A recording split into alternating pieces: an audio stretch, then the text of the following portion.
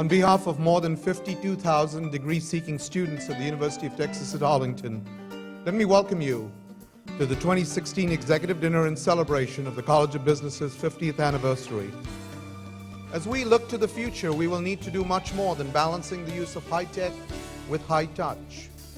As I gaze into the crystal ball for the near-term future of this college, I see a future with rapid enhancement in engagement, greater flexibility and agility in meeting tomorrow's needs today, just as they have already done, and in using technology to not just reach more students, but also totally redefining the definition of student and degrees, enabling knowledge to be available on demand, in packages, online, synchronously and asynchronously, using our faculty augmented by experts from the corporate world, and with the very best in academia globally, with a very high level of rigor and quality.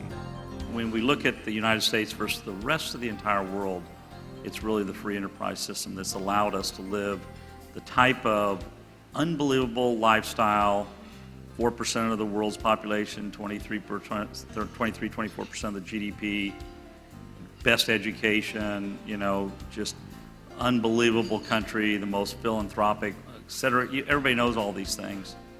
And yet that model has allowed us to have all the rest of these esoterical debates that we like to involve with ourselves with. But it comes back to having that incredibly powerful engine that provides the world's security gatekeeper, that the rest of the world looks to as a beacon for capitalism, free enterprise system, rule of law, all these things. And I see that being eroded in a big way. I think what we're stalling out on in many ways in solving our problems is a lack of innovation. And one of the things that has gotten this country over the hump lots and lots of times was breakthroughs in innovation. And I actually think it will be what happens again to solve some of our problems, but it's going to need to be innovation in some other areas where we maybe haven't traditionally had it. Being a leader, being successful is like getting in shape or losing weight. You never end. You're going to be working at this for the rest of your life. And so you're going to need to be learning for the rest of your life. 5 years ago, our marketing organization knew how to do 30-second TV commercials and print ads. That was the trick they knew how to do. Today, hardly anybody watches TV commercials. They click through them, right? Or they TiVo. Great companies are built around adding value to their constituencies that's distinctive to customers, to each other, and they take ownership of the externalities that they create, for good or for bad. Okay? Meaning there's the direct impact, and then there's the impact on society.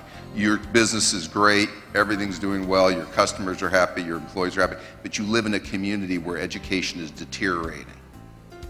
And all around you, the commons are deteriorating. Who's responsible for that? That's an externality. I think great companies say, you know what? We're going to take some responsibility for that too. Or for the negative byproducts, seen and unforeseen, of our actions. They may not have a brilliant answer, but they're going to take ownership of it. I'm going to give you guys all a big promotion tonight. So you are all CEO of your own career. So you can text mom and dad and say, hey, I'm a CEO. And so what do CEOs have to do? You got to do three things, right? You got to deliver results. Whatever job you're in, as you're working your way through your career, do more than what's expected. You're doing that now in school, but that's, deliver results in the current job. You got to have a plan. You don't have to have the rest of your life figured out, but you got to know where you're going over the next 3 or 4 years. Have an idea. Hopefully somebody will offer you something better than what you had in your plan, but have at least a plan as to know where you're going. Third, you got to build capability in yourself. And so if you think you're done learning when you get out of school, you're not. And so every one of us here on the stage is still learning. And so you got to stay curious about your business, about the world you're living.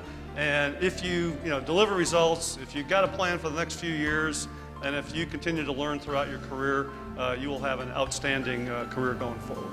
In the future, business leaders and all of us are going to need to, we're going to be surprised at the degree to which business models get disrupted, destroyed, and reinvented, and those that survive will be those that are adaptable and willing to step back. You can't do this alone, by the way, because all of us have blind spots.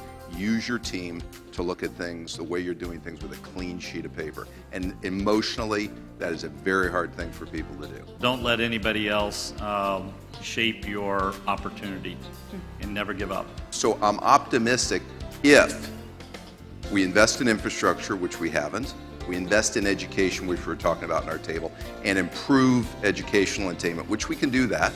We need appropriate, whatever side you're on, of immigration policy, because we need population growth. And I actually believe if we do those and other things, future will be very bright, but we cannot any longer stand pat and just plod along as we have. As I look out before me, I see the faces of those who are actively engaged in shaping the future of business today, as well as those who are engaged in shaping the future of business and our college tomorrow.